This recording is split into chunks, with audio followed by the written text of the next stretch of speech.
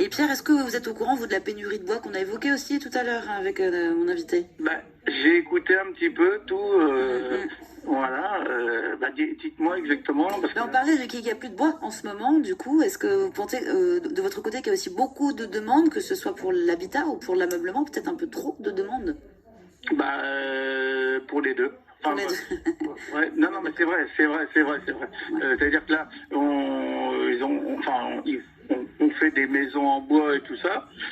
Moi, je pense que ça vieillit mal déjà, dans un premier temps, parce que bon, il faut pas de traitement, il faut pas quoi que ce soit. De toute façon, voilà. Et puis, de toute façon, nos forêts, il faut les protéger. Hein. Bonjour David. Oui, bonjour. Bonjour. Alors, moi, je suis un petit peu révolté parce que le monsieur d'avant dit oui, le bois, les maisons en bois sont moins durables.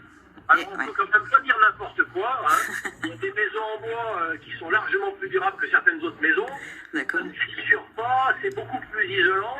Et aujourd'hui, il y a ce qu'on appelle un DTU, c'est-à-dire que c'est la norme qui explique comment installer tout ça. Et si les gens respectent les règles, eh bien, c'est extrêmement durable. Mais effectivement, c'est un matériau naturel, c'est un matériau sensible. Et il ne faut pas faire n'importe quoi. Alors, j'aimerais également parler un peu des bois exotiques, parce que c'est facile de dire, oui, les bois exotiques, ça déforeste les pauvres Amazoniens, à cause des méchants Européens, eh bien, il y aura bientôt plus de forêt. Nous, on distribue, alors je suis effectivement marchand de bois, mais c'est pour ça que je prends parti d'une manière excessive. On distribue des bois qui sont labellisés FSC. Ça veut dire que ces bois sont tracés, et qu'on reverse une partie, parce qu'on les paye plus cher, pour les populations locales, et grâce à cet argent, eh bien, ils font des écoles, on arrive à nourrir les enfants, on arrive à les éduquer, et que si jamais on n'achetait pas de bois qui n'était pas certifié, eh bien, ces gens-là crèveraient de faim.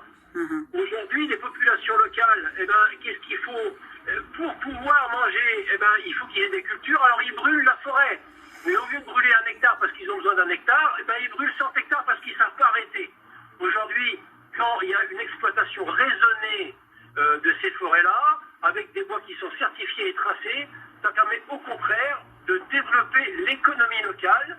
Et d'ailleurs, les Landais sont très contents d'avoir soit des terrasses en plein des Landes, soit des terrasses en bois exotique, avec des bois certifiés. Voilà la vérité. J'ai entendu le coup de gueule, David, mais je comprends que du coup vous ayez eu envie de nous appeler. Rien tout fait, alors c'est un vaste dossier, effectivement, avec cette histoire de bois exotique. Qui a raison là au milieu? Moi je suis un peu perdue dans cette émission autour de la forêt. Je rejoins David. Si le bois est certifié, s'il a un label FSC ou PEFC, qui sont des garanties de gestion durable, il n'y a aucun souci, quoi. Enfin, ça veut dire qu'il y a un plan de gestion derrière. Enfin, on ne fait pas n'importe quoi. Après, effectivement, que le bois soit illégal, là, c'est un tout autre débat, quoi. Et pour ce qui est des maisons en bois, alors, si on est précautionneux, oui, ça tient ni mieux ni moins bien. Avant d'avoir le pétrole, l'acier, le béton, nos ancêtres avaient des maisons en bois et ça durait longtemps et la charpente de Notre-Dame, bon, elle a brûlé, mais sinon elle était là depuis depuis des siècles, donc le bois est un matériau qui tient bien, qui tient, c'est un écomatériau, il continue quand on l'utilise dans nos maisons à stocker le carbone, donc c'est vraiment, c'est tout bénef, quoi. C'est vraiment le matériau vis-à-vis de l'atténuation du changement climatique qui est très bon, voilà. Okay. Enfin, c'est sûr, quand c'est du bois local, ça évite du transport, etc. Donc c'est bien.